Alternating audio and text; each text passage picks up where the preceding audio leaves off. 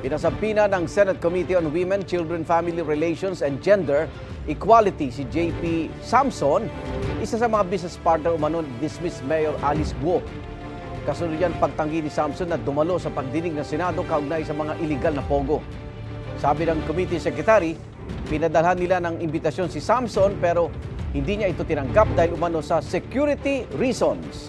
Isa si Samson sa mga sinasabing kasama ni Guo sa isang resort sa Zambales noong March 2023 kung saan din namataan umano si Guo nitong Hulyo. Dati nang sinabi ng may-ari ng resort na hindi nagbayad ang grupo ni Guo nang magpunta sila roon noong nakaraang taon at si Samson ang kanyang nakausap para maningil.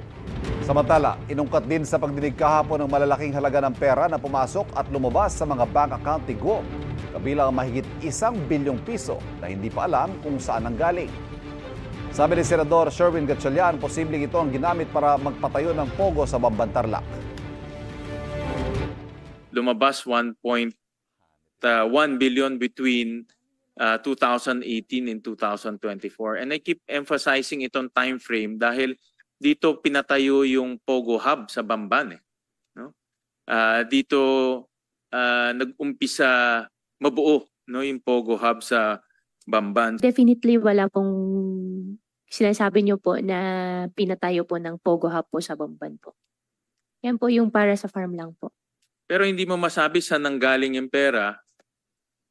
Ba't hindi mo rin masabi saan pumunta yung pera? Kaya Kasi pag titignan I invoke natin my yung right po. timeline,